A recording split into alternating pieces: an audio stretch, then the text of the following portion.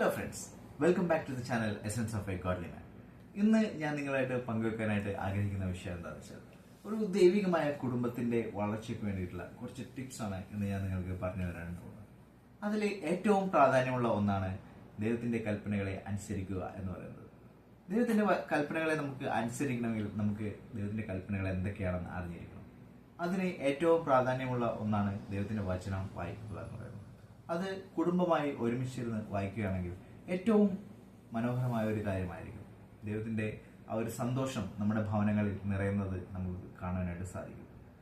നമ്മുടെ മക്കൾ കാണുകയാണ് നമ്മുടെ ആ ഒരു ദൈവവുമായിട്ടുള്ള ആ ഒരു ബന്ധം. ദൈവത്തിന്റെ വചനം വായിക്കുമ്പോൾ നമുക്ക് ഉണ്ടാകുന്ന മാറ്റങ്ങൾ, ദൈവത്തിന്റെ വചനം നമ്മുടെ ഉള്ളിൽ നിറയുമ്പോൾ അവർക്ക് മനസ്സിലാകും ആ ഒരു ദൈവിക സ്നേഹം ആ ഭവനത്തിൽ നിറയുന്നത്. അതുപോലെ തന്നെ മറ്റൊരു കാര്യമാണ് ഫാമിലി ഡിവോഷൻ എന്ന് പറയുന്നത്. ഫാമിലി ഡിവോഷന് വളരെയധികം ഇമ്പോർട്ടൻസ് ഉണ്ട്. കാരണം നമ്മൾ ഒരുമിച്ച് ചെയ്യുന്ന ആ ഒരു കാര്യത്തെ അല്ലെങ്കിൽ ആ കുഞ്ഞ്, നമ്മുടെ ഭവനത്തിലുള്ള കുഞ്ഞുങ്ങൾ അവർ കാണുകയാണ് നമ്മുടെ ആ ഒരു ഒരുമിച്ചുള്ള ഡിവോഷനും ദൈവത്തോടുള്ള ഭക്തിയും, നമ്മൾ ഒരുമിച്ച് പാട്ടുകൾ പാടുന്നതും നമ്മുടെ വചന വായനയും എല്ലാം അത് അവർ കാണുമ്പോൾ അവർക്കും ആ ഒരു ദൈവത്തോടുള്ള അടുപ്പം വർദ്ധിച്ചു വരികയാണ്. ഇപ്പോൾ എന്നെ സംബന്ധിച്ച് എനിക്കൊരു കുഞ്ഞു മകളാണുള്ളത്. അവൾക്ക് ഇപ്പോൾ 1 വയസ്സായി.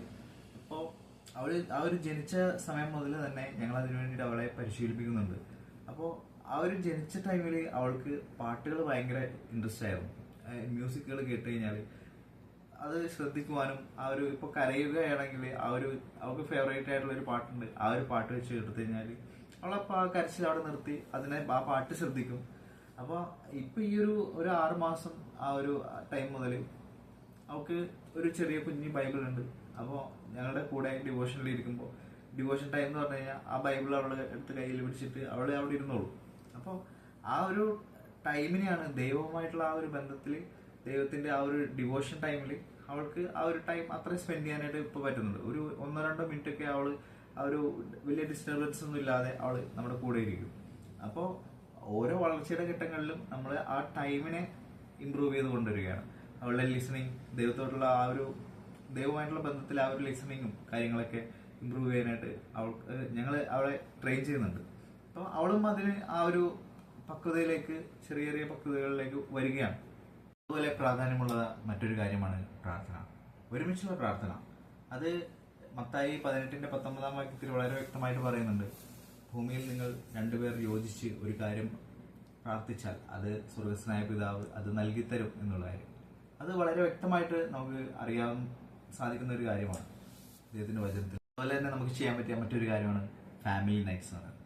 അത് വീക്കെൻഡിലാണെങ്കിലും ഏതെങ്കിലും ഒരു ഡേ നമ്മൾ ഫിക്സ് ചെയ്തിട്ട് ആ ഒരു ഈവനിങ്ങിൽ നമ്മൾ പുറത്തു പോവുകയോ ഒരുമിച്ചിരുന്ന് ഫുഡ് പ്രിപ്പയർ ചെയ്യുകയോ അത് കഴിക്കാം. പിന്നെ നമുക്ക് എന്താ പറയുക, എന്റർടൈൻമെന്റ്സ് അതിൽ കൊണ്ടുവരാം. അതിൽ കുട്ടികളുടെ പ്രായം അനുസരിച്ച് അവർക്ക് വേണ്ടുന്ന അവരെ എങ്ങനെ ഫൺ ചെയ്യിപ്പിക്കാം ആ ഒരു ടൈമിൽ അവർക്ക് എന്റർടൈൻ ചെയ്യാൻ വേണ്ടിയിട്ടാണ്.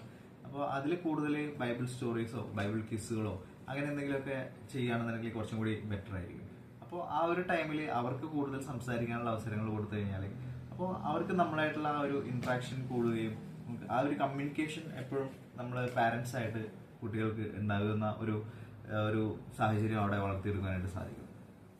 അപ്പോൾ ആ ഒരു ടൈമിൽ വേണമെന്നുണ്ടെങ്കിൽ അവർക്കൊരു ഓപ്ഷണലായിട്ട് ഒരു മൂവി വേണമെന്നുണ്ടെങ്കിൽ കാണിക്കാം. അപ്പോൾ അത് അവരുടെ ആത്മീയമായ വളർച്ചയ്ക്കും ഭൗതികമായ ആ ഒരു വളർച്ചയ്ക്കും വേണ്ടിയിട്ടുള്ള മൂവീസ് തന്നെ ആയിരിക്കണം. നമ്മൾ പാരന്റ്സ് വേണം അത് ചൂസ് ചെയ്യാനായിട്ട്. നമ്മളത് മുമ്പേ കണ്ട് അതിനകത്ത് വേറെ മോശമായിട്ടുള്ള കാര്യങ്ങളൊന്നും ഇല്ലാന്ന് വെരിഫൈ ചെയ്തിട്ട് വേണം കുട്ടികളെ അത് കാണിക്കാൻ വേണ്ടിയിട്ട്. അത് അവരുടെ ആ ഒരു വളർച്ചയ്ക്ക് അവർക്ക് അത് ഹെൽപ്ഫുൾ ആയിരിക്കും. അപ്പോൾ ഇതിൽ കൂടുതൽ നമ്മൾ ഇപ്പോൾ ഈ ഫാമിലി നൈറ്റ് ആണെന്നുണ്ടെങ്കിലും നമ്മുടെ ഈ എന്റർടൈൻമെന്റ് പ്രോഗ്രാംസ് ഒക്കെ ആണെന്നുണ്ടെങ്കിൽ തന്നെ അത് അവർക്ക് നമ്മളായിട്ടുള്ള ആ ഒരു ഐക്യത, നമ്മളായിട്ടുള്ള ആ ഒരു കമ്മ്യൂണിക്കേഷനും ഇന്ററാക്ഷനും എല്ലാം കൂട്ടാൻ വേണ്ടിയിട്ടുള്ളതാണ്. അപ്പോൾ നാളെ നമ്മൾ ആ ഒരു സഭയുടേതായ ആ ഒരു ഐക്യതയിലേക്ക് വരുമ്പോൾ അവർക്ക് ആ ഒരു കൂട്ടായ്മയിലേക്ക് പങ്കുചേരുവാനും അതിൽ നടക്കുന്ന കാര്യങ്ങളിലെല്ലാം അവർക്ക് എന്താ പറയാ, അവർക്ക് ആ ഒരു സന്തോഷം കണ്ടെത്തുവാനായിട്ട് സാധിക്കണം. അപ്പോൾ കൂട്ടായ്മകൾ പോകുമ്പോൾ അവർക്ക് ആ ഒരു ഉത്സാഹത്തോടുകൂടിയും സന്തോഷത്തോടുകൂടിയും പൂർണ്ണ ഉത്സാഹത്തോടുകൂടി അതിൽ എല്ലാം പങ്കുചേരാനായിട്ട് സാധിക്കണമെങ്കിൽ നമ്മൾ കുടുംബത്തിൽ ഇപ്രകാരമുള്ള കാര്യങ്ങളെ ചെയ്ത് അവരുടെ മുമ്പിൽ കാണിച്ചു കൊടുത്താൽ മാത്രമേ അവർ ആ ഒരു പിന്നീട് അവരുടെ ഭാവിയിലുള്ള കാര്യത്തിൽ സഭയായി ചെയ്യുമ്പോൾ അവർക്ക് ആ ഒരു ഉത്സാഹം അവർക്ക് ഉണ്ടാവുകയുള്ളൂ.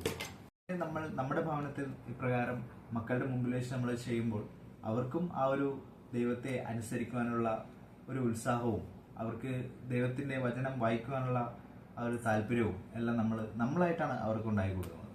അതുപോലെ മറ്റൊരു കാര്യമാണ് തിരഞ്ഞെടുപ്പുകൾ. ആ ഒരു തിരഞ്ഞെടുപ്പുകൾ ഉണ്ടാകുമ്പോൾ അത് ദൈവികമായ തിരഞ്ഞെടുപ്പുകളാണോ അല്ലയോ എന്ന് അവരെ കൊണ്ട് തന്നെ അത് പരിശോധിപ്പിക്കാനായിട്ട് അവരെ പരിശീലിപ്പിക്കുക. അതായത് ഭാവിയിലേക്ക് അവർക്ക് നല്ല തീരുമാനങ്ങളെ എടുക്കേണ്ട ആവശ്യമുണ്ടാവും. അപ്പോൾ ചില സാഹചര്യങ്ങളിൽ പെട്ടെന്ന് തീരുമാനം എടുക്കേണ്ടത് വരും, ചിലപ്പോൾ കൂടുതൽ ആലോചിച്ച് തീരുമാനം എടുക്കേണ്ട കാര്യങ്ങളുണ്ടാവും. അപ്പോൾ അതിനകത്തെല്ലാം ദൈവികമായ ആ ഒരു ദൈവത്തിന് ഇഷ്ടമാണോ, ഞാൻ ചെയ്യുന്ന ഈ ഒരു കാര്യം ദൈവത്തിന് ഇഷ്ടമാണോ, ഞാനിത് ചെയ്താൽ ദൈവം സന്തോഷിക്കുമോ, അങ്ങനെയുള്ള കാര്യങ്ങളൊക്കെ അവർക്ക് ചിന്തിക്കാനും എല്ലാം അവരെ പരിശീലിപ്പിക്കണം. അത് ചെറുപ്പം മുതലേ അവരെ പരിശീലിപ്പിച്ചാൽ മാത്രമേ അവർ നമ്മളുടെ ആ ഒരു കയ്യിൽ നിൽക്കാത്ത ഒരു പ്രായം ആകുമ്പോഴേക്ക് അവർക്ക് സ്വയം ചിന്തിച്ച് തീരുമാനം എടുക്കാനായിട്ട് സാധിക്കുകയുള്ളൂ. അപ്പോൾ ആ ഒരു കാര്യത്തിൽ നമ്മൾ വളരെയധികം ശ്രദ്ധിക്കണം. അപ്പോൾ എന്ത് തീരുമാനം എടുക്കുമ്പോഴും ആ ഒരു വചനം കൊണ്ട് പരിശോധിക്കുക എന്ന് പറയുന്നത് വളരെ പ്രാധാന്യമുള്ള ഒരു കാര്യമാണ്. മറ്റൊരു കാര്യമാണ് അറിവ് നേടുക, കൂടാതെ ഒരുമിച്ച് പ്രവർത്തിക്കുക, സേവിക്കുക.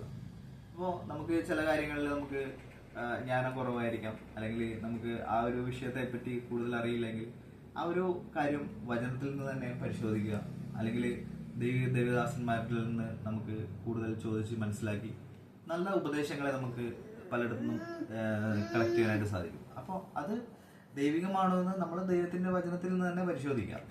പിന്നെ കൂടുതൽ നമ്മൾ എപ്പോഴും ഫാമിലിയായിട്ട് ചെലവഴിക്കുമ്പോൾ ആ ഒരു പലപ്പോഴും നമുക്ക് അങ്ങോട്ടും ഇങ്ങോട്ടും സഹായിക്കുവാനും കരുതുവാനും സ്നേഹിക്കുവാനും ക്ഷമിക്കുവാനും അങ്ങനെ ഒരുപാട് കാര്യങ്ങൾ നമുക്കതിൽ ചെയ്യുവാനായിട്ട് സാധിക്കും.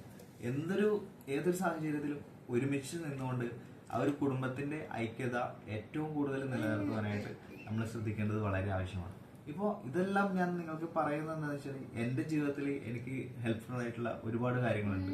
ദൈവത്തിന്റെ വചനത്തിൽ നിന്ന് എനിക്ക് മനസ്സിലാക്കാൻ സാധിച്ചിട്ടുള്ള ഒരുപാട് കാര്യങ്ങൾ എൻ്റെ ജീവിതത്തിൽ ഞാൻ പ്രാവർത്തികമാക്കിയിട്ടുണ്ട്.